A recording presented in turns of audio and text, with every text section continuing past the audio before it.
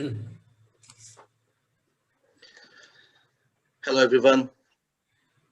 Good morning, good evening and good afternoon. Aftab Mughal की जानब से अपने तमाम नाजरीन और प्रोग्राम में शरीक मेहमानों को खुशामदीद। आज का प्रोग्राम माइनॉरिटी कंसर्न पाकिस्तान की जानब से मुनक्कद किया गया है।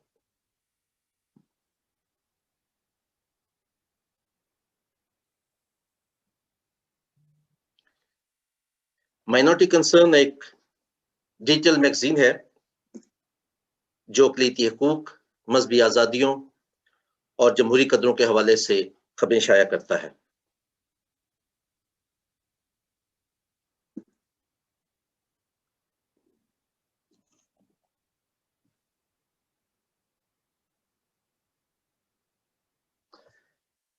आज के प्रोग्राम में हम Pakistani minorities and dual vote के हवाले से आज़म राज साहब से गुफ्तगू करेंगे। हम शुक्रगुजार हैं कि आज़म राज साहब ने हमारी दावत पर आज के प्रोग्राम में शरीक होने के लिए हमारी दरख्वास्त को कबूल किया। हम उन्हें प्रोग्राम में दिल की अथाह गहराइयों से खुशामदीद कहते हैं। हमारे आज के प्रोग्राम की निज़ामत लंदन से जनाब जॉन बॉस्को साहब करेंगे। जॉन बॉस्को साहब का ताल्लुक सहाफ़त की दुनिया से है, ख़ुसूसन इलेक्ट्रॉनिक जर्नलिज्म में उनका वसी तजर्बा है। तकरीबन 12 साल से आप गेटवे गैजेट के नाम से MATV पर एक हफ्तावार प्रोग्राम को होस्ट करते हैं। हमारे लिए बहुत ही खुशी और फख्र की बात है कि आप ऐसे सहाफ़ी हैं जिनको अल्फाज के चुनाव और उनके इस्तेमाल पर अबूर हासिल है। आप अपनी प्रोफेशनल जिम्मेदारियों के साथ साथ बहुत सी सहाफ़ती, मजहबी और समाजी सरगर्मियों में भी हमेशा पेश रहते हैं। पाकिस्तान की पायदार तरक्की आपका ख्वाब है। आपका ताल्लुक पाकिस्तान के सबसे बड़े शहर कराची से है, लेकिन अब वो एक लंबे अरसे से लंदन में मुकीम है। मैं उनसे गुजारिश करूंगा कि वो प्रोग्राम को आगे बढ़ाएं। Over to you sir. Thank you very much साहब। और आज का जो हमारा प्रोग्राम जो है पाकिस्तान माइनॉरिटी कंसर्न के हवाले से है और मेरे जो मेहमान मेरे साथ हैं आज़म महराज साहब। मैं कहूँगा कि मैं एक छोटा सा शख्स हूँ, लेकिन जिस हस्ती का मैं आज इंटरव्यू करने जा रहा हूँ उनकी वजह से मेरी शख्सियत भी जो है वो कदावर हो जाती है। तो आज़म महराज साहब का हम इंट्रोडक्शन जो है वो हमने एक पैकेज बनाया हुआ है। पहले हम उनका इंट्रोडक्शन देखते हैं, फिर उसके बाद हम सवाल जवाब का सिलसिला जो है वो शुरू रखेंगे। मुगल साहब, मैं चाहता हूँ कि वो पैकेज दिखाया जाए जो हमने उनके लिए बनाया है। जी, मैं शुरू कर रहा हूँ। मैं स्क्रीन शेयर कर रहा हूँ।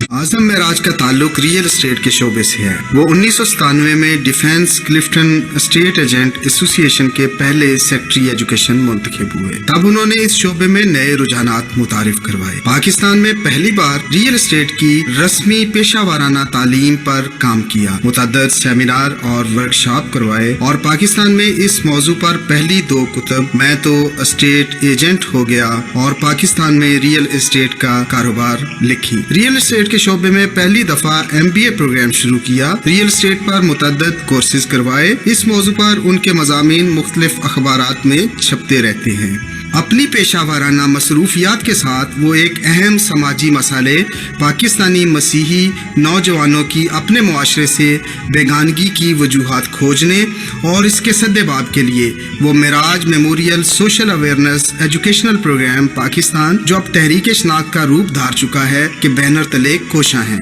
ये फिक्री तहरीक पाकिस्तानी मसीहों की धरती से निस्बत, आज़ादी हिंद, क़याम पाकिस्तान, तामीर और दिफाए पाकिस्तान में उनके अजदाद और मौजूदा नस्लों के शानदार किरदार के जरिए मसीहों की पाकिस्तानी मुआशरे में काबिल फ़ख्र शनाख्त को उजागर करने की तहरीक है। इस तहरीक की बुनियाद इस ख्याल पर है कि कोई फर्द या कम्युनिटी किसी भी ऐसे मुआशरे में तरक्की नहीं कर सकते जिसे वो जानते ना हो, ना अपना मानते हो। वो इस पैगाम को फैला रहे हैं, पाकिस्तानी मसीहों, मारूजी हालात को मद्देनजर रखते हुए तुम्हें अपने आबा की सरजमीन पर दरपेश हालात, दस्तयाब मौक़ों, अपनी कमजोरियों और तवानाइयों के सही तखमीने के साथ धरती से अपनी निस्बत और अपनी शानदार शनाख्त की विरासत को जानकर इस मुआशरे में फ़ख्र और शान से जीना है।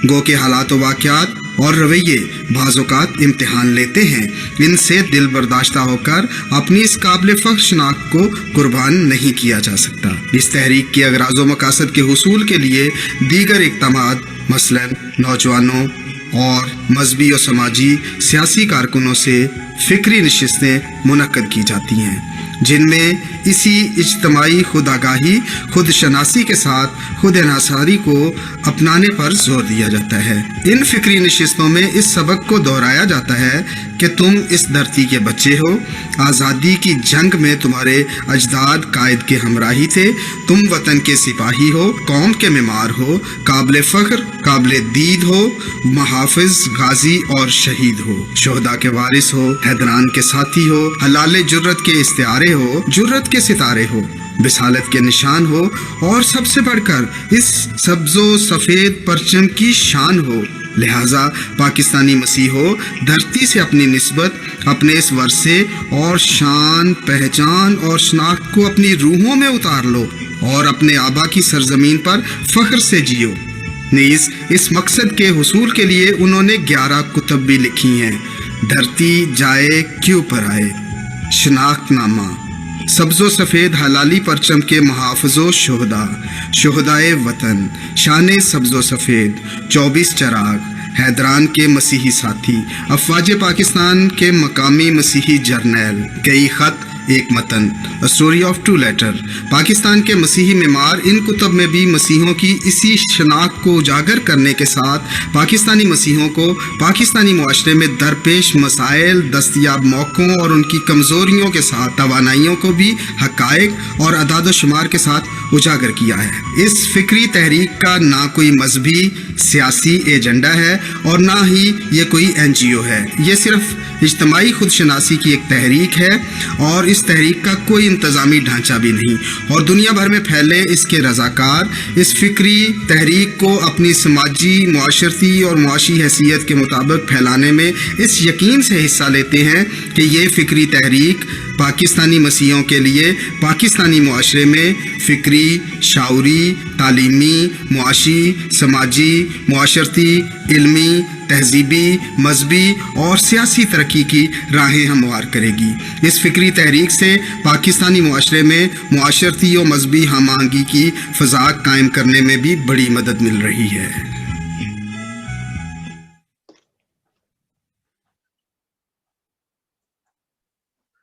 नाज़रीन, हमें यकीन है कि आपको हमारा जो तारीफ़ी प्रोग्राम था आज़म राज साहब के बारे में यकीनन पसंद आया होगा, लेकिन मैं इसमें चाहूँगा कि कुछ थोड़ी सी और चीज़ों को भी ऐड कर दूँ, क्योंकि हमारा जो इंट्रोडक्शन था वो हमने पहले बनाया हुआ था, लेकिन मैं चाहूँगा कि इसमें आज़म राज साहब हमारे साथ है। आज़म राज साहब हमने जब जिक्र किया था तो उसमें जिक्र किया था कि 11 कुतब हैं, जबकि मैं समझता हूँ कि 14 कुतब हैं और इसके अलावा जो कुल आपने किताबें लिखी हैं वो 18 हैं। तो मैं चाहूँगा कि वो जो 2 और किताबें आपने जो प्रोफेशनलिज्म के बारे में बताई वो भी बता दें, और दूसरा ये कि जो 3 किताबें जो है आपने पाकिस्तानी मिनॉरिटीज के बारे में, पाकिस्तानी मसीहों के बारे में जो लिखी, तो मैं चाहता हूँ कि उसके बारे में भी बताएं, फिर उसके बाद हम अपने प्रोग्राम का आगाज करते हैं।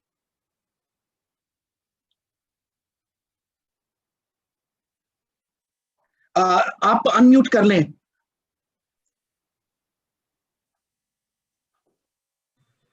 जी, आवाज आ रही है जॉन साहब? जी बिल्कुल आ रही है।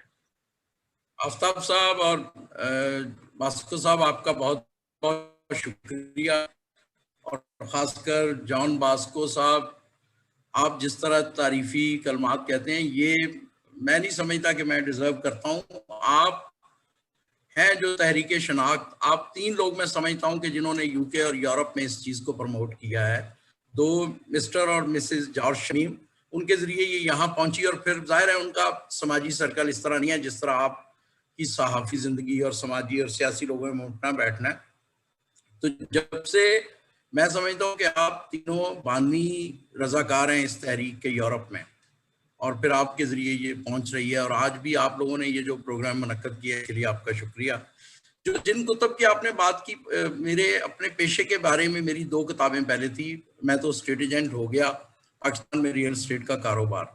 रिसेंटली एक किताब जो है वो स्टेट एजेंट का कैथारसिस और नजरी व अमली रियल एस्टेट। ये प्योर कैथारसिस तो एक कौमी सतह पे जो हमारे रियल एस्टेट की जो मैशत पे असरात अच्छे बुरे पड़ रहे हैं उसमें इस चीज़ों को डिस्कस किया गया, और दूसरी नजरी व अमली जो रियल एस्टेट है, वो रियल एस्टेट की जो मेरा 30 साल का तजर्बा मुशाहिदा है उसको मैंने तहकीक और अपने उसकी मुशाहिदे की बुनियाद पर उसको एक तरबियती प्रोग्राम की शक्ल दी है। वो एक अनऑर्गेनाइज तरीके में तो चल रहा था, लेकिन अब बाकायदा पाकिस्तान इंस्टीट्यूट ऑफ मैनेजमेंट के कोलैबोरेशन से हमने diploma in real estate management शुरू किया है, तो ये उस कोर्स को किताबी शक्ल दी है। बाकी जो तहरीक शनाख्त के मकसद के लिए वो उसमें कई खत, एक मतन एक रिसेंटली हुई है पब्लिश, फिर बिल द लेजेंड, एक हमारे बहुत ही legendary Pakistan air force 1 star general थे एयर कमोडोर नज़ीर बिल लतीफ़, उनकी ज़िंदगी के बारे में। और एक और जो बहुत ही मेरी इंस्पिरेशन है पाकिस्तान के की मुआशरे की तामीर व तश्कील में पाकिस्तानी कौम की, वो SM बर्क हैं। फॉरेन सर्विसेज में थे, बल्कि फॉरेन सर्विसेज में नहीं, वो एक बहुत ही बड़ी शख्सियत जो गोरे के साथ 1930 से रहे मैनेजमेंट ग्रुप में, फिर वो जुडिशरी में आए, फिर फॉरेन सर्विस, और देन उन्होंने ज़िंदगी के जो आखिरी हिस्सा था वो तालीम तरबियत और तदरीस में गुजारा अराउंड द ग्लोब। मैं नहीं समझता कि मैंने कोई इस तरह का हाई अचीवर पाकिस्तान की जो मसीहों की क़याम पाकिस्तान से पहले तक की तारीख में इस तरह का, रिसेंटली मैं उनके बारे में कुछ पढ़ रहा हूँ, तो वो उनकी ज़िंदगी का प्रोफाइल है। इस तरह ये कुछ दोनों मेरे जो अगराज़ मकासद थे ज़िंदगी में, इन दोनों थीसिस को डिफेंड करने के लिए, एक के लिए 4 किताबों में ही मामला पूरा हो गया है, और दूसरी में कुछ 14 रद्दी मैंने जमा की है 14 किताबों की शक्ल में। मेरा ख्याल है वो 8-10 किलो होगी, जिसको आप जैसे अच्छे लोग सराहते हैं। बस यही है मुख्तसर इन किताबों का तारुफ। बाकी तो पैकेज में आप लोगों ने बड़ा अच्छा दिखाया। नाज़रीन, आपने आज़म मिराज साहब की गुफ्तगू सुनी, और आज का जो हमारा मौजू है पाकिस्तान मिनॉरिटी कंसर्न के हवाले से आज का हमारा प्रोग्राम है। और मैं आपको ये बताऊं कि आज जो जिस टॉपिक पे हम बात करें, हम उसी टॉपिक पे बात करेंगे, और हमारा मकसद ये है कि ये इंफॉर्मेटिव प्रोग्राम है, और इस प्रोग्राम को जाहिर सी बात है कि हम आपके सामने जब लेके आते हैं किसी प्रोग्राम को, तो हमारा मकसद ये होता है कि हमारे वो नाज़रीन जो इस प्रोग्राम को देख रहे हैं, कम से कम वो इससे इस्तिफादा हासिल करें। और ये वो क्वेश्चन है जो कि पाकिस्तान की जितनी भी मिनॉरिटीज है, जो भी वहाँ पे बसने वाली बड़ी मिनॉरिटीज हैं, जिसमें पाकिस्तानी मसीही, हिंदू, और फिर उसके बाद सिख और पारसी, ये बड़ी बड़ी जितनी भी अकलियतें हैं, वो ये जानना चाहती हैं कि पाकिस्तान में बसने वाली जो अकलियतें हैं वो पाकिस्तान का, गो के अगर हम ये कहें कि वो 4% है या 3.5% है या 5% है, तो अगर हम इसको कुल मिला के अगर हम देखें तो वो पाकिस्तान की तकरीबन 80 लाख गैर मुस्लिम पाकिस्तानी शहरियों के लिए पाकिस्तान में जब वोट की बात आती है तो हम सोचते हैं कि हमारा उसमें मुस्तकबिल क्या है। और अगर हम ये देखें कि 80 लाख जो लोग होते हैं वो किसी भी यहाँ पे अगर आप देखें कि यूरोप में बहुत बड़े बड़े जो मुल्क हैं और उनकी कईयों की आबादी जो है वो 80 लाख से कम है। आप न्यूजीलैंड की आबादी को देख ले तो आपको लगेगा कि वो 40 लाख की 30 लाख की आबादी है, तो 80 लाख की आबादी जो है वो बहुत बड़ी आबादी है। तो एक तो मैं आज़म मिराज साहब से सबसे पहले ये पूछूंगा कि तकरीबन 80 लाख गैर मुस्लिम पाकिस्तानी शहरियों के लिए दोहरा वोट जो है वो क्यों जरूरी है? जी जॉन साहब, देखिए सबसे पहले तो ये बहस हम क्यों कर रहे हैं, वो इसलिए कर रहे हैं कि हम 75 साल से जो पाकिस्तानी जो रिलीजियस मिनॉरिटीज हैं उन पर जो इंतहाबी निज़ाम थोपे गए, मेरे ख्याल यही लफ्ज़ कहेंगे जो उनको दिए गए, अगर नर्म लफ्ज़ कहें तो थोपे गए, वो कभी भी उनसे मुतमईन नहीं हुए। तो जब मुतमईन नहीं हुए तो एक तालीम के अदना से तालिब इल्म के तौर पे मैंने इस पे कोई 7 साल लगाए। शायद कोई और आदमी साल डेढ़ में ये डाटा वाटा कलेक्ट कर लेता, लेकिन मैं क्योंकि साथ और भी मशागल में लगा रहता हूँ, तो 7 साल में मैंने कुछ फैक्ट्स फिगर जमा किए कि क्यों नहीं ये मुतमईन हुए। तो अगर हम तारीख देखें तो 1946 से लेके 1958 तक थे 2 बार जो असम्बलियां बनी। पहली असम्बली में कुछ 14 गैर मुस्लिम पाकिस्तानी थे।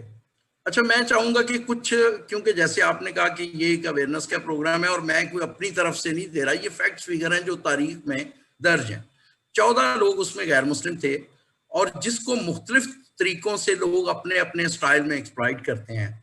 वो 14 में से 12 तो उनका ताल्लुक ईस्ट पाकिस्तान से था, ठीक है, और बाकी जो 2 थे वो भी हिंदू थे पाकिस्तानी, उनमें कोई मसीही नहीं था।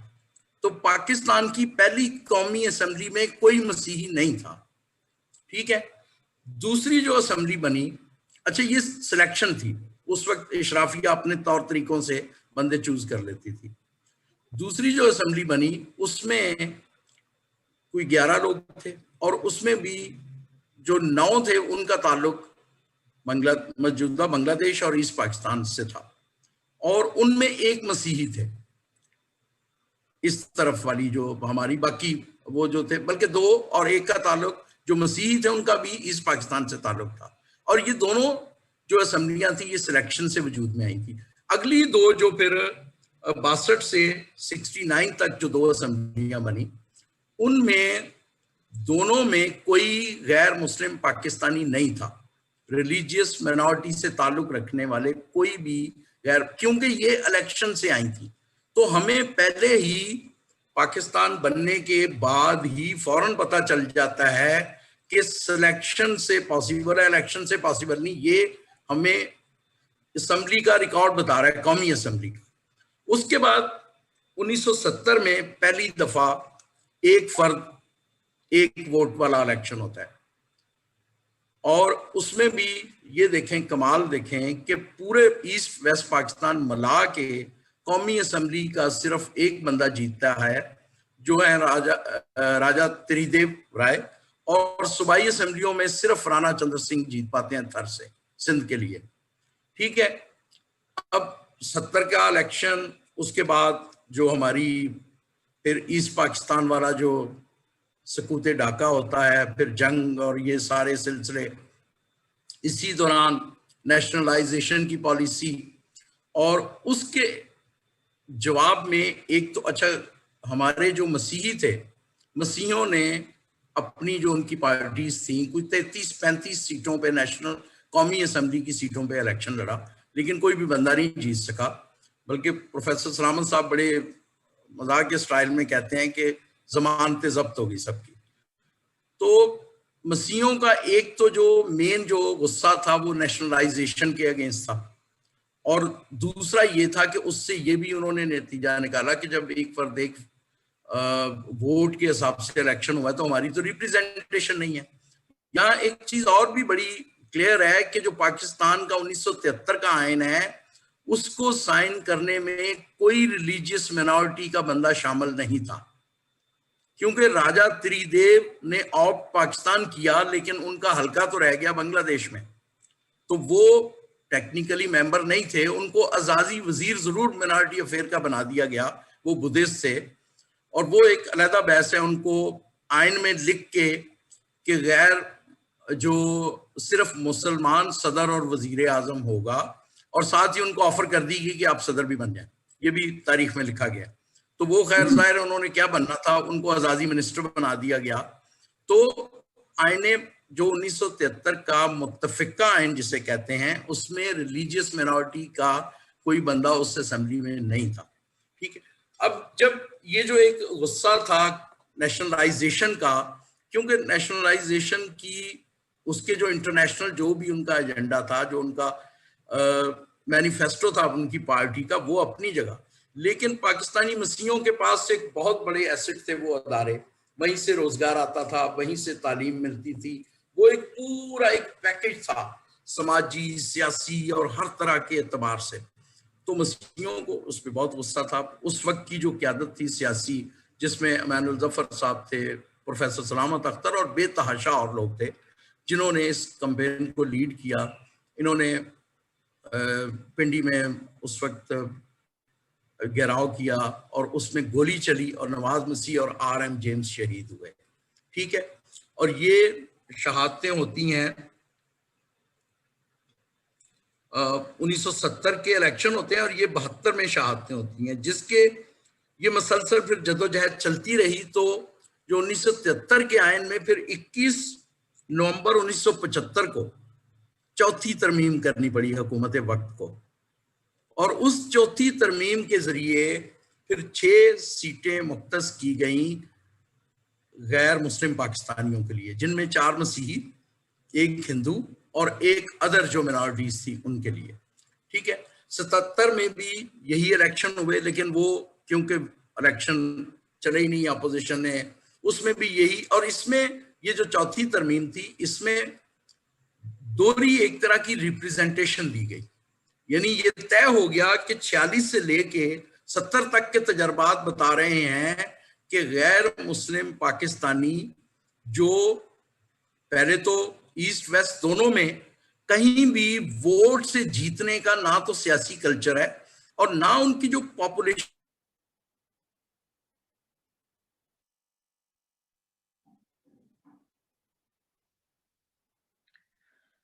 मेरे ख्याल है कि हमें कुछ शायद इंटरनेट की कोई ऐसा मसला है जो कि अभी थोड़ी देर में रिजॉल्व हो जाएगा। और नाज़रीन, आप हमारे साथ इसी तरह से प्रोग्राम को देखते रहें। और ये क्योंकि आपको पता है कि आजकल पाकिस्तान में इस वक्त जो है वो ईद की त्योहार की छुट्टियां हैं, और जिसकी वजह से इंटरनेट का बहुत ज्यादा लोड है। तो आजम मिराज साहब हमारे साथ हैं, आप हमारे साथ इसी तरह से जुड़े रहिएगा। और अभी हम अपने प्रोग्राम को जो है जाहिर सी बात है हमने इसको आगे भी लेके जाना है। मुगल साहब, आपने आजम मिराज साहब की बातें सुनी, उन्होंने बड़ी अच्छी बात की कि किस तरह बावजूद हमने कितनी क्या जो सिस्टम था दोहरे वोट का जो है वो हमें उसकी क्यों जरूरत महसूस हुई। पहली तो बात है कि शुरू में आपने देखा कि 1970 तक उन्होंने बताया कि उसमें कोई अकलियत जो थी, मसीह कोई जो था, उसमें कोई वोट तक भी नहीं ले सका। आप क्या कहते हैं, आपका तजर्बा क्या कहते हैं सारे सिलसिले में? मैं 2 चीजें शेयर करना चाहता हूँ। सबसे पहले तो आजम मिराज साहब का बहुत शुक्रिया कि उन्होंने इतनी तहकीक के बाद बहुत सी जो चीजें थी उनकी गलतफहमियां भी दूर की हमारे नाज़रीन और हमारे लोगों के लिए। और दूसरा, उन्होंने एक हमें नए सिरे से तारीख के से सबक सीखने का मौका फराहम किया, ये पहला। दूसरा जो है, ये जब हम निज़ाम इंतखाब की बात करते हैं किसी भी दुनिया के मुल्क में, तो जो नेशन स्टेट होती है उसमें जो किसी भी शहरी के लिए इंतखाब में हिस्सा लेने मीन्स 2 सतहों पे, एक एज अ वोटर और एक दूसरा एज अ कैंडिडेट, दोनों में एक जस्ट और फेयर सिस्टम की जरूरत होती है और ये स्टेट प्रोवाइड करती है। और हमारे क्योंकि हम अकलियतें हैं और महकूम तबके से हमारा ताल्लुक है, और पाकिस्तान की आपको पता है कि खास किस्म की एक साख्त है जिसमें कमजोर तबकात को जो उनके हकूक हैं उन तक रसाई बहुत मुश्किल होती है। लिहाजा इसमें हमारे आम शहरी सोचते हैं कि अगर हमें जो निज़ाम इंतखाब है, जो पॉलिटिकल पार्टिसिपेशन है, उसमें एक जस्ट सिस्टम में हमें शामिल कर लिया जाए तो हमारी मसाइल जो हैं उनको हल करने में आसानी होगी। अभी तक जो तारीख हमें बताती है, इसमें 47 से लेके अब तक तकरीबन 3 किस्म के जो है हमारे सामने नुक्ता नजर पेश होते रहे हैं। नंबर 1, बहुत से लोग समझते हैं कि जी जुदागना इंतखाबात होने चाहिए, ठीक है, ये उनका हक है। बहुत से दूसरे लोग ये समझते हैं कि मखलूत इंतखाबात होने चाहिए, और एक तबका वो है जो ये समझते हैं कि जुदागना इंतखाबात और मखलूत इंतखाबात दोनों का एक मिक्सचर, जिसको हम कह सकते हैं डबल वोट, वो होना चाहिए।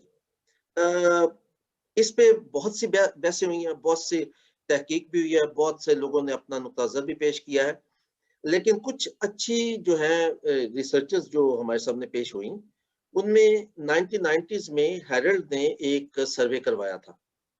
हेरल्ड जो है कराची से, उन्होंने एक सर्वे करवाया था और उस सर्वे के मुताबिक तकरीबन 75% जो अक़लियती अफराद थे उन्होंने कहा था कि पाकिस्तान में अक़लियतों के लिए जो है मखलूत इंतखाबात होने चाहिए। दूसरा, doctor Amjad Ali Christian study centre में मौजूद थे, वो डायरेक्टर थे उसके। जैसे आज़म साहब आएंगे तो मैं फिर अपनी बात वहीं रोक दूंगा, हमें ज्वाइन कर ले।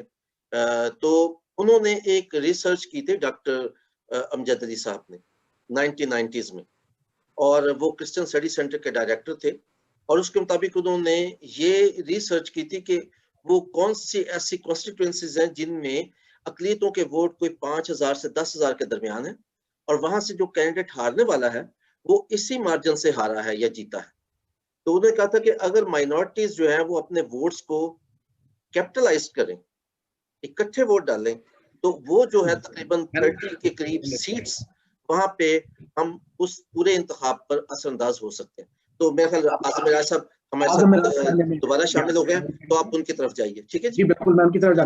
नाज़रीन, किसी भी मुल्क का जो दारोमदार होता है वो वोटिंग पे होता है, क्योंकि जब आपका वोट जो है वो बड़ा कीमती होता है। एक तो ये कि आपने वोट डालना बहुत जरूरी होता है, और दूसरी जो इम्पोर्टेंट चीज होती है वो ये होती है कि आपने वोट किसको डाला है, क्या आपका वोट जो है वो आगे जाके किसी काम आएगा।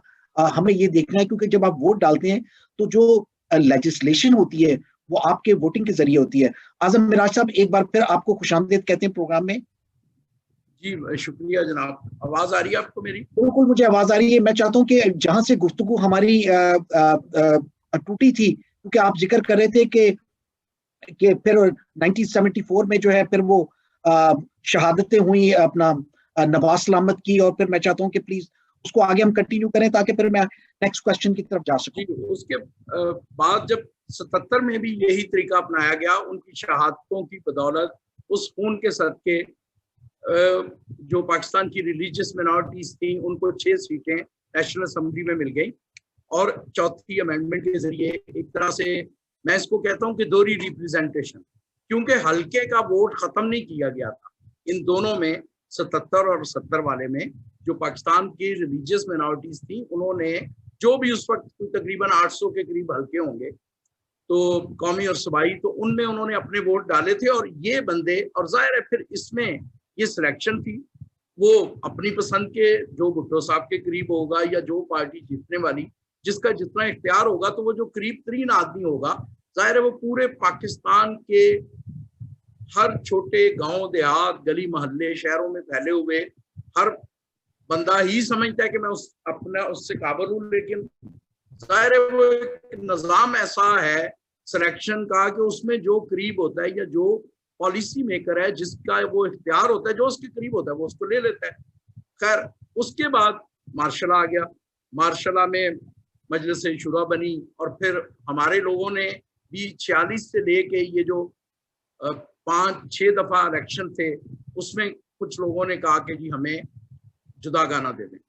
तो डिक्टेटर के लिए क्या मसला है, उनको तो जैसे भुट्टो साहब को चौथी अमेंडमेंट करनी पड़ी थी, ये भी नहीं जरूरत, उन्होंने तो यकलख्त एक कलम से आपको जुदागाना दे दिया, और उसमें 10 सीटें मखसूस कर दी गई अक़लियतों के लिए और कौमी असम्बली में, और बाकी सूबाई असम्बलियों में भी जिस तरह की उस वक्त के जो भी जो रियासती अदारे हैं उनके पास जो डाटा था उसके मुताबिक उन्होंने सिंध में काफ़ी सारे MPAs और पंजाब में भी वो सीटें मखसूस कर दी गई हर अक़लियत के लिए। ठीक है, ये फिर 85 से लेके ये कोई 97 तक चला, और मेरा ख्याल इसमें 5 दफा इलेक्शन हो गए। अब इसमें भी ये जो सबसे बड़ी जो इसमें देखें, कोई भी दुनिया का निज़ाम होता है तो उसमें खूबियाँ खामियाँ दोनों होती हैं। 6 दफा के इलेक्शन से लोगों ने कहा कि हमारी मजहबी शनाख्त पर रिप्रेजेंटेशन नहीं है, तो जुदागाना दे दिया सियासी और रियासती अशराफिया ने। लेकिन जुदागाना में जो खूबी थी वो ये थी कि हमारी लीडरशिप अमर्ज हुई, क्योंकि जब कोई आदमी इलेक्शन लड़ता है उसमें हल्के बहुत बड़े थे अगेन, क्योंकि आबादी के डायनामिक्स ऐसे हैं कि वो हल्के अगर आज भी हल्का बंदियां की जाए तो शायद इससे मिलती जुलती बने, क्योंकि आबादी वोट का ताल्लुक तो डेफिनेटली आबादी से है, और कोई ना कोई ज़हन में फार्मूला रख के जब उसको करेंगे, आबादी को जब एरिया पे डिवाइड करेंगे, तो वो जो हल्का बनेगा उसी के मुताबिक करना पड़ेगा। इसमें जी नहीं, आप खत्म कर लें पहले प्लीज। तो उसमें पूरा पाकिस्तान नेशनल असेंबली के लिए और सूबाई असेंबलियों के लिए भी पूरे सूबे हल्के बना दिए गए। जो बात हो रही थी कि इसमें खूबी ये थी कि इसमें लीडरशिप इमर्ज हुई, लेकिन इसका जो सबसे बड़ा नुकसान था कि यकलख्त जो पाकिस्तान के मसीही हैं, हिंदू हैं, सिख हैं, जो भी यहाँ आबाद हैं, उनका नाता इस धरती से हजारों साल पुराना है। तो उनको यकलख्त एक कलम से आपने बिल्कुल कौमी दौड़ से फारिग कर दिया कि नेशनल वोट में, यानी आपकी और मेरी, जॉन साहब आपको याद है कि उस वक्त हम भी वोटर बन चुके थे, जो पहला 85 में शायद 87 में इलेक्शन हुआ।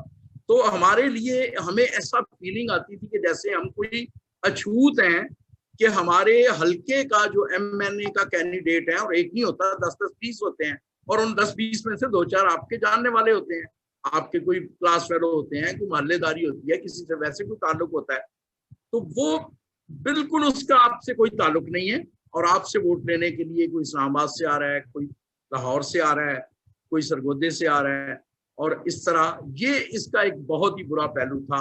और इस पे लोगों ने, जो सियासी कारकुन थे, हम तो खैर इतने बाखबर सियासी कारकुन नहीं थे, और उसमें मैं समझता हूँ कि क्रेडिट जाता है ये सालिक साहब को, उन्होंने इस आवाज़ को, वो एक तवाना आवाज़, बाकी भी मुख्तलिफ फोरम होंगे, लेकिन मुझे ये याद पड़ता है उन्होंने इस बात का लोगों को शऊर बांटा कि ये बहुत बड़ी ज्यादती है आपके साथ, आपको बिल्कुल कौमी दायरे से काट दिया गया।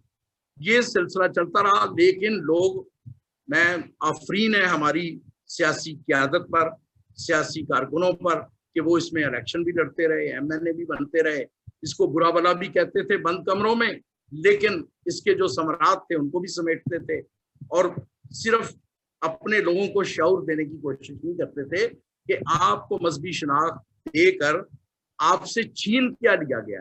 अगर हम इसको गिनती में देखें तो आज ये कोई 865 सूबाई और कौमी हल्के हैं, उस वक्त 800 होंगे, तो आपको 800 हल्कों से निकाल कर आपको आज 38 लोग हैं, 4 सेनेटर भी मिला लें, और 34 लोग हैं जो सूबाई और कौमी असेंबलियों में बैठे हुए हैं, उस वक्त शायद कोई 32 हो या 30 हो, तो आपको 800 हल्कों में से निकाल के उन्होंने 30 में डाल दिया। और सबसे बड़ी जो फीलिंग, एक डिस्क्रिमिनेशन की फीलिंग कि आप बिल्कुल, आप कुछ नहीं है, बिल्कुल जो 6000 साल पहले जो ब्राह्मण और शूद्र का रिश्ता था सोसाइटी में एक दूसरे से, वो सियासी अछूत बना दिया गया। ये लोग बात करते रहे इस पे, आफ्ताब मुगल जैसे जो समाजी कारकुन हैं, इस तरह के लोगों की आवाज़ें बाद में हम पढ़ने से पता चला कि मुख्तलिफ प्लेटफॉर्म से ये आवाज़ें उठती रही, लेकिन इसके जो सबसे, जो हमने जो आवाज़ सुनी, एक तवाना आवाज़, वो जय सालिक साहब की। उसके बाद जब जाहिर है ये लोग तो सुन रहे थे, देख रहे थे, फिर जब परवेज मुशर्रफ साहब का मार्शल आया, 97 में इसकी आखिरी इलेक्शन हो गए, 99 में मार्शल आया, तो 2002 में जब उन्होंने पहली दफा कंट्रोल्ड डेमोक्रेसी अनाउंस की, तो मेरा ख्याल है कि इस तरह के ही लोग जो बाशऊर थे, जिनको ये बुरा लगता था, उनकी कोशिशों से उन्होंने कहा कि भाई आपका ये, उन्होंने वही जो चौथी तरमीम, जो चौथी आईनी तरमीम वाला मामला था, उसी को बहाल किया गया, यानी दोहरी रिप्रेजेंटेशन। अब दोहरी रिप्रेजेंटेशन यानी अब तक आप समझें कि आपको मिक्स, जुदागाना, और ये जो इस वक्त है ये दोहरी रिप्रेजेंटेशन है। लेकिन इसमें जहां ये सबसे बड़ी खूबी है कि आप फाटा के मर्जर के बाद 849 से अब 865 हल्कों में, जहां कोई वजीरस्तान में अगर एक भी, आपको पता है कि फाटा से भी एक MP है इस वक्त, उनका नाम वजीर है, वो अपने इलाकाई जोग्राफी के एतबार से साथ हैं, तो 865 हल्कों में कहीं भी अगर कोई भी एक भी वोटर है, कोई कैलाश चतराल में बैठा हुआ या पाकिस्तान के किसी हिस्से में, तो वो भी अपनी सूबाई और कौमी शनाख्त का वोट डालता है। और साथ उन्होंने इस जो वक्त ने, इर्तकाई सफर ने साबित किया कि ये जो चौथी आईनी तरमीम के जरिए किया गया था और जो दोबारा बहाल हुआ कोई 18-20 साल के रुकावट के बाद, इसमें जो सबसे बड़ी जो खराबी सामने आई है वो ये है कि अगेन वही मेरिट का कत्ल, कि ये जो 38 लोग हैं ये पाकिस्तान के 80 लाख लोगों को रिप्रेजेंट करते हैं। मेरी मजहबी शनाख्त पे जो लोग बंदे बैठे हैं उसको वहां बिठाने का जो इख्तियार है वो जिसको जितने वोट मिले पाकिस्तान की कौमी असम्बली के लिए या पाकिस्तान की सूबाई असम्बलियों के लिए, तो ये मेरा ख्याल है कि इसका सबसे गैर जमहूरी और गैर आईनी पहलू है कि 38 लोगों को 5 या 6 लोग पार्लियामेंट में बिठाते हैं, सेनेट में बिठाते हैं और सूबाई असम्बलियों में बिठाते हैं। अब जब से ये सिलसिला शुरू हुआ है 2002 से लेके अब तक, मेरा ख्याल है इसमें भी कोई 4-5 इलेक्शन हो चुके हैं। अब क्योंकि सोशल मीडिया आज़ाद हो गया, अवेयरनेस का लेवल बहुत बढ़ गया, इस पे बात बहुत हो रही है, इस पे लोग बात कर रहे हैं, लेकिन हर क्रेजी नहीं कर रहे। ये एक इंतहाई डार्क पहलू है। तो मैंने ये जो चीजें तैयार की हैं और इसमें अच्छा ये जो दोहरा वोट है ये कोई ऐसा लफ्ज नहीं है। अब इनके पूरे अगर हम माजी और हाल को समझें तो मुस्तकबिल फिर यही बताता है कि मारूजी हालात के मुताबिक आइडियल तो ये है कि 865 हल्कों में जहां जहां जो पाकिस्तानी बैठा है उसको मौका मिलता है वोट डालने का, वो इलेक्शन में खड़ा भी हो सकता है। आइडियलिस्टिक तो ये है कि बस यही काफी है, कुछ और चीज की जरूरत ही नहीं है, ना वो जुदागन है, ना वो ये जो हमारी जो रेशो के एतबार से जो प्रोपोर्शनेट जो रिप्रेजेंटेशन है।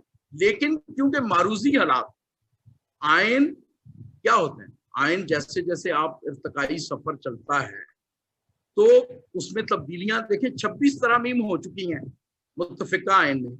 जब जब जरूरत महसूस हुई, आपको एक तो शायद कुछ दिन बाद ही हो गई थी, तो 27वीं हम कह रहे हैं कि जब मारूजी हालात ये बताते हैं कि अभी पाकिस्तान की सोसाइटी को शायद 200-300 साल चाहिए कि वो किसी मसीही को अक्सरियती हलकों से इलेक्शन जितवा कर वहां पहुंचा सके।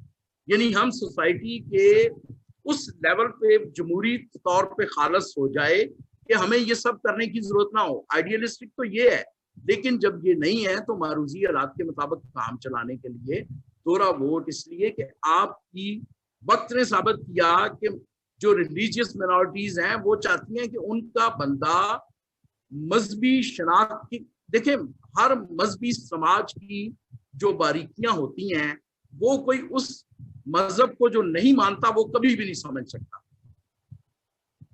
मुआशरा तो हमारा कॉमन है, हमारी जो हमारे सियासी हकूक हैं, हमारे इंसानी हकूक हैं, वो तो सब सारे पाकिस्तानियों को एक जैसे चाहिए, रोड और शख्सी आज़ादी वो सब चीजें बराबर है। लेकिन मजहबी एतबार से जो कुछ बारीकियां होती हैं वो आपका जो उस मजहब का जो प्रैक्टिसिंग बंदा होगा वही वहां रिप्रेजेंट कर सकता है। अगर उसके लिए जब रियासत ने, हुकूमत ने जब ये तय कर लिया है कि नहीं हमें अपनी रिलीजियस मिनॉरिटी को रिप्रेजेंटेशन देनी है, मुतलका तीनों जो हमारे ऐवान होते हैं, बल्कि अब जिलाई और यूसी और नीचे भी अगर हुकूमतें जब भी बनेंगी, तो जब ये है तो फिर अब इस फार्मूले में हम यही डिमांड कर रहे हैं कि मजहबी शनाख्त पर जो लोग वहां बैठे हैं उनको भी उनकी मुतलका जो मिनॉरिटीज हैं वो इलेक्ट करके भेजें, जिस तरह जुदागाना में भेजती थी,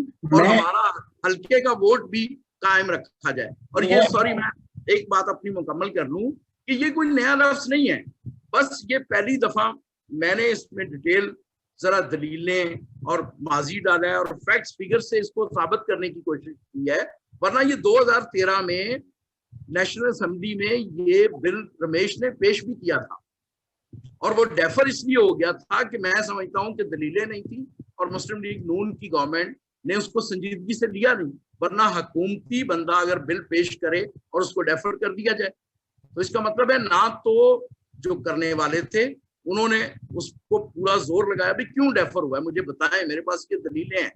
हम चाह रहे हैं कि अब ये किसी तरह ये जो इस वक्त जो हुकूमत है वो इसको करे, ताकि जो रिलीजियस मिनॉरिटीज हैं वो अपनी कौमी शनाख्त को भी कायम रखें और अपनी मजहबी शनाख्त को भी कायम रखें। मुझे अब आपकी बातों से एक चीज का अंदाजा हुआ कि जब आपने कहा कि किसी मसीही को जो है कबूल करना शायद हो सकता है कि 200 से लेकर 300 साल तक लग जाएं, लेकिन मैं आपकी तवज्जो इस तरफ दिलवाना चाहूंगा कि आपने देखा जो इस दफा इलेक्शन हुए थे 2018 में, वहां पे हमने देखा कि एक बल्कि 2 हिंदुओं को जो है जनरल सीट से लड़वाया गया और उनके मद्दे मुकाबिल जो थे वहां पे मुस्लिम थे जो कि बड़े पावरफुल थे, लेकिन वो हिंदुओं ने क्या किया कि उन्होंने वहां पे सीट जो थी उन्हें मिल गई।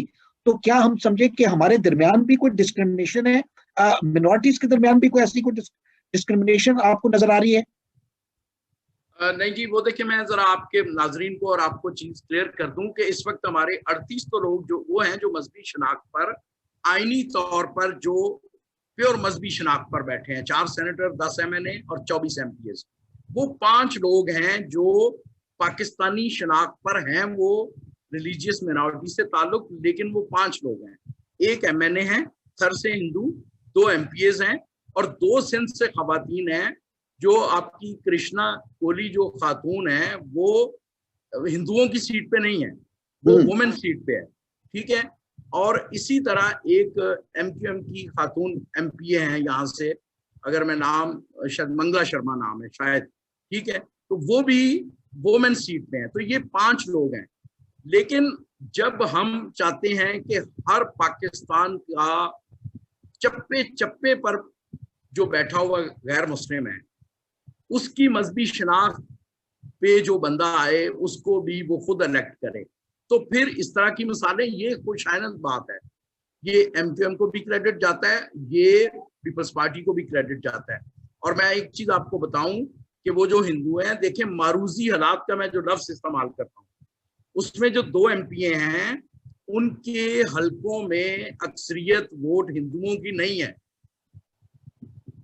लेकिन आपको पता है इस वक्त हमारा म्यार क्या है इलेक्शन लड़ने वाले के लिए, जो म्यार तय हैं, जो हमने हमारी सोसाइटी ने मुकर्रर कर दिए हैं, बेतहाशा पैसा, ठीक है। अब कितने कैंडिडेट हैं जो इस पोजीशन में होंगे कि जो आपको पता है कि जो सेंट्रल पंजाब में जिस तरह की खबरें आती थी इलेक्शन के दिनों में कि इस सीट पे इतने पैसे लग रहे हैं, इस सीट पे इतने लग रहे हैं, तो वो हर रिलीजियस मिनॉरिटी के बस की बात तो नहीं है ना।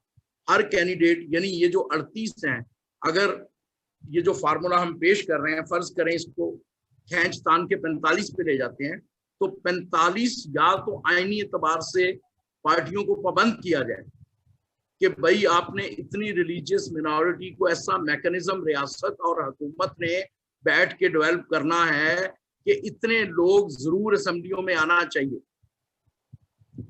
ठीक है, या तो ये हो। अदरवाइज फिर ये एक फार्मूला है जो मारूजी हालात, मैं बार बार ये लफ्ज कहूंगा कि ग्राउंड रियलिटीज के मुताबिक ये माजी और हाल को अच्छी तरह समझ बूझ कर ये पेश किया है। और लेट्स सी के देखें, हम हर लेवल पे कोशिश कर रहे हैं, हमारा मकसद अवेयरनेस है। हमने इसके सिंधी इन सारे फैक्ट्स को किताबी शक्ल दी है, उसका खुलासा बनाया है, उसके वीडियोस बनाए हैं, उसको 3 जबानों में जो स्टेक होल्डर है, देखिए स्टेक होल्डर हमारे इंग्लिश समझते हैं, जो हमारे रियासती और हुकूमती इशराफिया वो अंग्रेजी समझती है, अंग्रेजी में इसका तर्जुमा हमारे फ्रांस में बैठे हुए अमेरिका में बैठे हुए एक रजाकार ने किया है, और फ्रांस से एक हमारे रजाकार हैं जिनकी अंग्रेजी बहुत ही आला है, डॉक्टर आजम गिल, उन्होंने इसको एडिट किया है।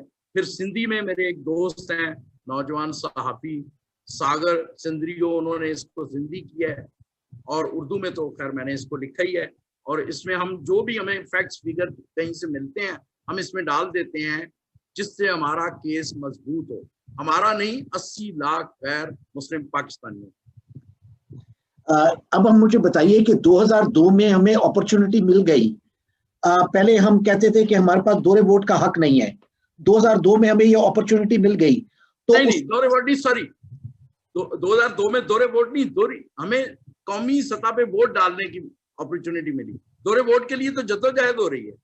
बिल्कुल, मैं वही, क्योंकि मैं आपकी बात से वो आगे करना चाह रहा था कि क्या वजह है कि आज तक जितनी भी हमने जो जद्दोजहद की है, क्यों हमें जो है इसमें क्यों अभी तक हमें कोई खास खातर ख्वाह कोई फायदा नहीं हो सका दोहरे वोट का, क्या वजह क्या उसकी?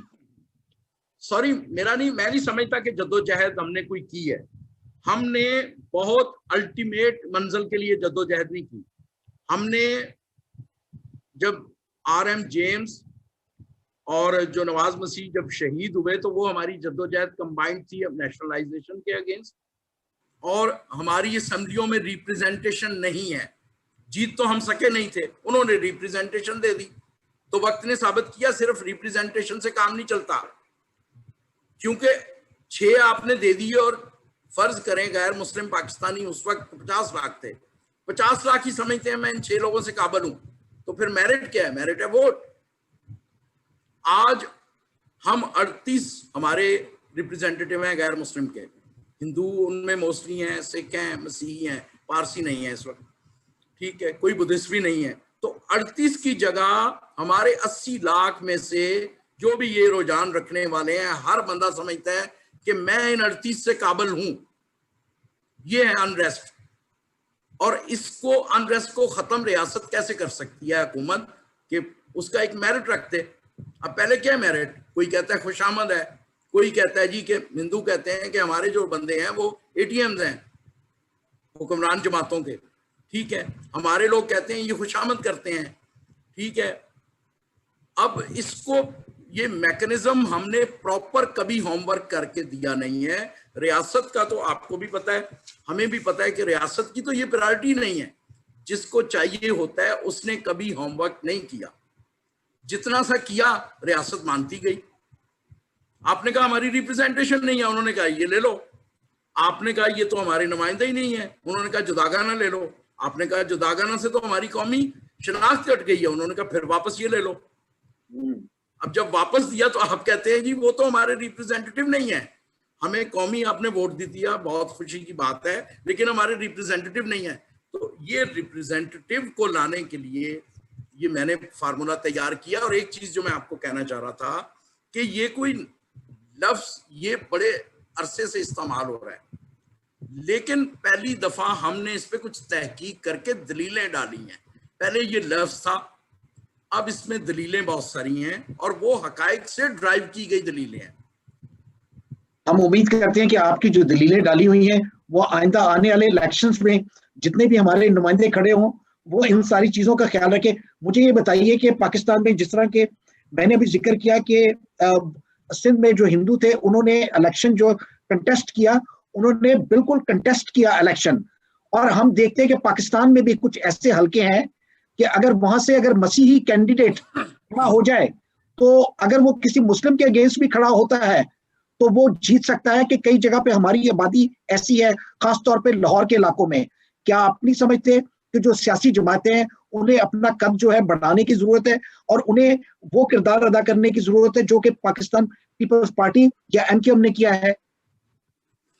बिल्कुल ये जरूर करना चाहिए, लेकिन एक चीज मैं जो यहाँ क्लियर करना चाहूंगा, आफ्ताब मुगल साहब, मैं चाहूंगा कि आप जरा इसको गौर सुनिएगा, क्योंकि जो आप जैसे आइडियलिस्टिक हैं वो शायद मेरे इस नुक्ते को ज्यादा प्रॉपर ले सकें कि जब अगर हम फर्ज करें एक हमारा हलका है योहन्नाबाद का, और ये आम एक बात है, लोग कहते हैं जी अगर सारे मुत्तहद हो जाएं, जब आप इतने मुत्तहद हो जाएंगे कि आप सिर्फ एक बंदे को वोट देंगे तो वो तासुब का क्या लेवल होगा और उसका रिएक्शन क्या होगा।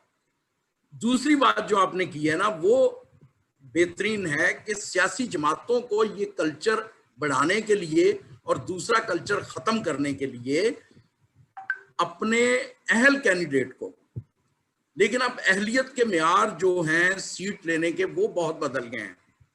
अब उस अहलियत पे हमारे कितने लोग आते हैं जो टिकट खरीदनी होती है, जिस लेवल के सियासी मैच्योरिटी की दिखानी होती है, ये तो अब हमारे सियासी जमातों में लोग हैं। दो तरीके हैं, एक तो जो उस जमात की सियासी अशराफिया है उसको एडवेंचर करने पड़ेंगे, ठीक है, जिस तरह पीपल्स पार्टी ने सिंध में किया, लेकिन दूसरी तरफ उनके पास अहल उम्मीदवार थे। वो अहलियत के म्यार क्या है वो हमारी बहस नहीं है, लेकिन जो मारूजी हालात के मुताबिक जो म्यार बन गए हैं उसके मुताबिक अगर आप पूरे उतरते हैं, मैं 247 में अपने आप को मोहतरम सदर आरफ अलवी साहब से बेहतर कैंडिडेट साबित करता तो टिकट के लिए अप्लाई करता, तो जमात भी सोचती, ठीक है, या किसी भी हलके से किसी भी कदावर शख्सियत से उस पार्टी का जो गैर मुस्लिम कैंडिडेट है वो अपने आप को साबित करता, जो भी अहलियत पाकिस्तानी मुआशरे ने कैंडिडेटशिप के लिए मुकर्रर कर दी है वो साबित करता और टिकट ले लेता। अब ये दोनों हाथों से ताली बजने की, सियासी इशराफिया, सियासी जमातों की और उस कैंडिडेट को भी। तीसरी बात, साथ हम जो मजहबी शनाख्त पर कह रहे हैं कि हमें दोहरा वोट दे दो, इसकी हल्का बंदियां कर दो, उसमें फिर मेरिट खुला होगा। 20 लोग एक सीट पे इलेक्शन लड़ लें, 25 लड़ लें, सियासी जमातें भी उस पर जोर लगा लें अपने अपने कैंडिडेट को। मुमकिन है, ये हमारी सियासी तारीख में कॉमन बात है कि बड़ी पार्टियों को आजाद लोग हरा देते हैं, तो अगर जो कम्युनिटी का पसंदीदा होगा वो पार्टियों के जो नामजद लोग होंगे उनको हरा कर भी आ सकता है, तो मेरिट तो आ जाएगा ना। अभी तक के तजर्बात ने दिया क्या कि मेरिट का कत्ल और जुदागाना में आपको बिल्कुल सियासी अछूत बना दिया गया। इनकी रोकथाम के लिए मारूजी हालात के मुताबिक ये फार्मूला है, और इसके लिए जो गैर मुस्लिम पाकिस्तानी हैं सारे अगर मिलजुल कर ये जो मैंने कुछ चीजें इकट्ठी की हैं इनकी बुनियाद पर हम कर रहे हैं कोशिश कि ये असेंबली में हुकूमती सतह पर पेश हो, और ये बिल्कुल बेज़रर आईनी तरमीम है। और दूसरी बात, ये 226 कहता है कि कोई बंदा बगैर वोट के पार्लियामेंट में नहीं बैठ सकता। आइन का जो 226 है आर्टिकल, और ये 38 बैठाए हुए हैं आपने बगैर किसी उसके, तो हम कहते हैं कि ये हमारी डिमांड भी है और 226 की भी डिमांड है। आइन की शेख 226 का भी मुतालबा है, और वो पाकिस्तानी मसीहों से, पाकिस्तानी हिंदुओं से, रिलीजियस मिनॉरिटीज से कहीं ज्यादा जोरों शोर से मुतालबा करता है। आपको पता है ना कि आइन की तो अगर कोई शेख आप वायलेट करते हैं तो वो तो फिर सिर्फ एहतजाज नहीं करती। सही। ये मुझे बताएं कि अब हम प्रोग्राम के इख्तिताम की तरफ जाने वाले हैं। मैं ये चाहूंगा आपसे, क्योंकि यकीनन आपकी जो किताबें हैं वो मैंने पढ़ी होंगी, आफ्ताब मुगल साहब ने पढ़ी है, बहुत सारे लोगों ने पढ़ी है, बहुत सारे लोगों ने नहीं पढ़ी। अब सारे तो उन तमाम कुतुब का मुतालिया करने से रहे। मुझे आप बताइए कि हम दोहरे वोट की तरफ, जिस तरफ आपने जिक्र किया कि हमें इसके क्या फायदे हैं, मुझे बताएं कि अब हम उसकी सोल्यूशन की तरफ किस तरह जा सकते हैं। क्या आप बताना चाहेंगे हमारे नाज़रीन को जो इस वक्त इस प्रोग्राम को देख रहे हैं?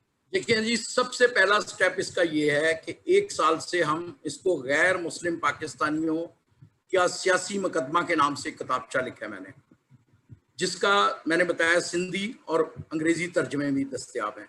वो हमने इंटरनेट पे फ्री डाले हुए हैं और हार्ड कॉपी में भी दस्तयाब है। इसका पहला स्टेप ये है कि जो इसके स्टेक होल्डर हैं, जिनको ज्यादा इससे मसला है, और डेफिनेटली वो रिलीजियस मिनॉरिटीज हैं, वो इसको बखूबी पढ़ें। जब पढ़ेंगे तो किसी को बयान कर सकेंगे ना। हम सुबह शाम हमारे रजाकार इन 38 को भेजते हैं व्हाट्सएप पे, इसकी सॉफ्ट कॉपी, हार्ड कॉपी जहां तक मिल के लोगों को दे सके दी, जहां तक नहीं डाक में दे सकी।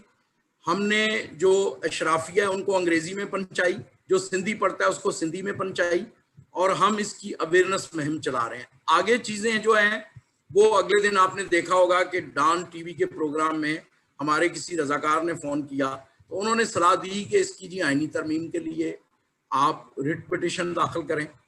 तो अब ये चाहिए जो भी लोग हैं वो इसकी कोई आईनी पिटिशन करें। दूसरा ये है कि जहां जहां पार्टियों में बैठे हुए हैं, खुदारा इन 38 से रिक्वेस्ट है कि अपनी पार्टीज को कहें कि पूरी ताकत के साथ ये आईनी तरमीम करवाएं। ये इसमें पाकिस्तान का भी फायदा है और रिलीजियस मिनॉरिटीज का भी फायदा है। ये बात समझाने वाली है और बेजरर है, किसी का इंटरेस्ट क्लैश नहीं करता, इसमें किसी का भी इंटरेस्ट क्लैश नहीं करता, बेजरर है और दोहरी रिप्रेजेंटेशन दी हुई है, उसको वोट से नाफिजुल अमल करना है, उसे वोट से मशरूत करना है। देखिए 865 हलकों में गैर मुस्लिम पाकिस्तानियों ने वोट डाले और 38 लोग उनकी शनाख्त पर भी बैठे हुए हैं। तो आपने इस बात को यकीनी बनाना है कि वो जो 38 हैं प्रॉपर उसकी हल्का बंदियां करके 38 को 45 होते हैं, 50 होते हैं, 40 होते हैं, वो करके उनके हल्के बनाए जो दस्तयाब स्टैटिस्टिक हैं, जो मुतल्लिका अदारे हैं, उनके साथ बैठ के उसके लिए आईनी तरमीम, और वो आईनी तरमीम पहले 2013 में पेश हो चुकी है, वो डेफर हुई असेंबली में पड़ी हुई है। जिस हुकूमती मेंबर ने जो उस वक्त नून लीग में था, रमेश कुमार, आज वो पीटीआई में है, तो उसको निकालें, झाड़ पोछ करें, कुछ ये दलीलें उसमें डालें और ये इसका अल्टीमेट हल है। मुगल साहब, हमारे पास कोई और क्वेश्चन है?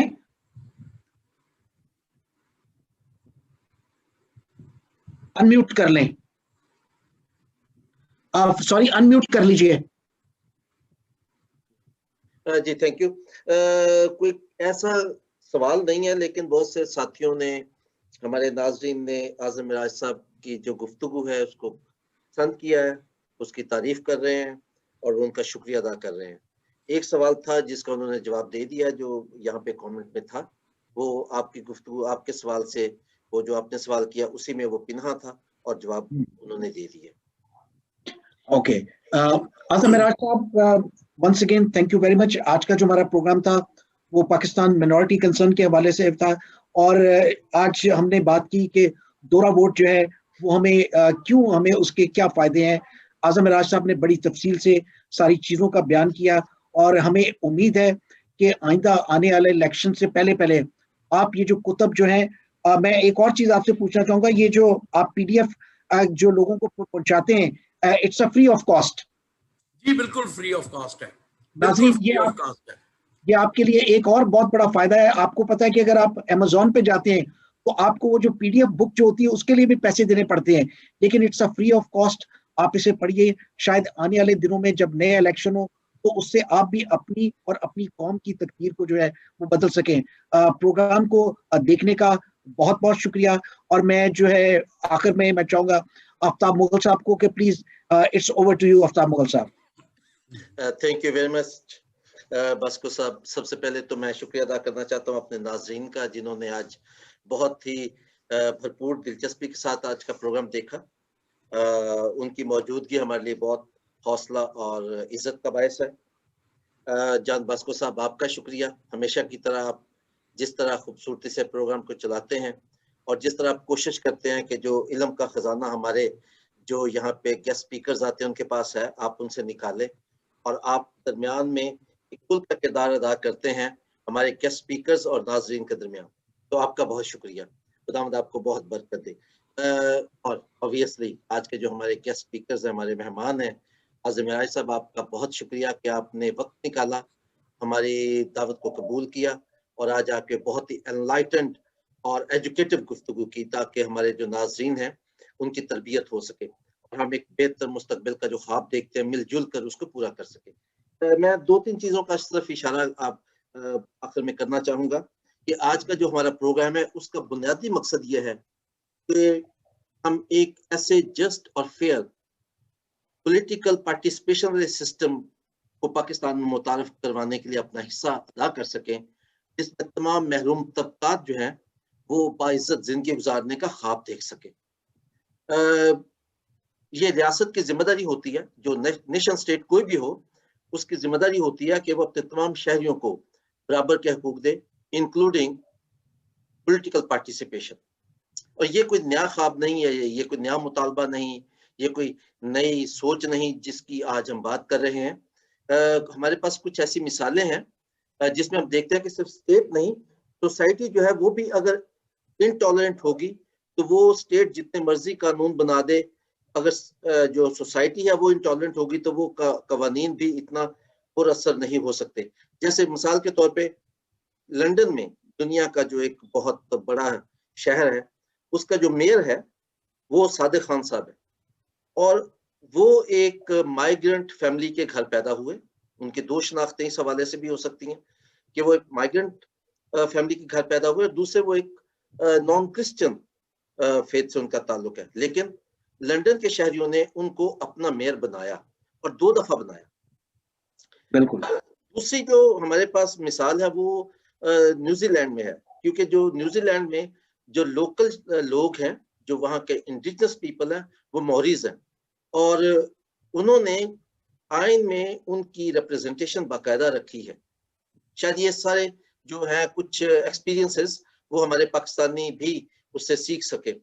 इसके अलावा इंडिया में जो हरिजन्स हैं उनकी रिप्रेजेंटेशन का भी एक पूरा सिस्टम मौजूद है। कुछ मुल्कों में जिस कदर माइनॉरिटीज होती हैं, माइनॉरिटीज जो जनरल सीट्स होती हैं उन पे भी इंतखाब लड़ती हैं या वोट डालती हैं। इसके अलावा जो पार्टीज होती हैं वो तकरीबन उनकी आबादी के हवाले से जो जीतने वाली सीट्स हैं उस पर माइनॉरिटी कैंडिडेट्स भी खड़ी करती हैं। तो ये कुछ एग्जाम्पल्स हैं जो दुनिया में मौजूद हैं, उनकी प्रैक्टिस हो रही है। तो अगर पाकिस्तान समझता है कि वो दुनिया में एक बेहतर मुल्क के तौर पर उभरना चाहता है, तो शायद पाकिस्तान के लिए बेहतर है कि वो अपने कमजोर शहरियों को बेहतर रिप्रेजेंटेशन दे। मैं शेयर करना चाहता हूँ हमारा जो नेक्स्ट प्रोग्राम है अगले हफ्ते जो होगा वो इसी बहस का तसलसल होगा, क्योंकि बहुत से हमारे जो पाकिस्तानी नॉन मुस्लिम शहरी हैं उनको हमेशा से शिकायत रही है कि उनकी आबादी को कम गिना जाता है, और क्योंकि पॉलिटिकल रिप्रेजेंटेशन जो है उसका ताल्लुक बहुत ज़्यादा ताल्लुक आबादी के साथ होता है। तो हमारा जो नेक्स्ट प्रोग्राम है वो फ्राइडे को होगा 21 मई को, और उस पे हम बात करेंगे जो है पाकिस्तान में जो सेंसस होने जा रहा है अक्टूबर में, या मेरे ख्याल अक्टूबर में होने जा रहा है वो, और पाकिस्तान माइनॉरिटीज़ के हवाले से। और हमारे स्पीकर्स जो हैं जिनमें हमारे पास बहुत ही अच्छे स्पीकर्स होंगे जो इस सारे मौजू पर बातचीत करेंगे। तो ये प्रोग्राम देखना मत भूलिएगा। और आखिर में मैं सबसे गुजारिश करूंगा, अपने और अपने इर्द गिर्द रहने वाले तमाम इंसानों के हकूक़ का ख्याल रखें, और इसके साथ ही हम आप सबसे इजाज़त चाहेंगे।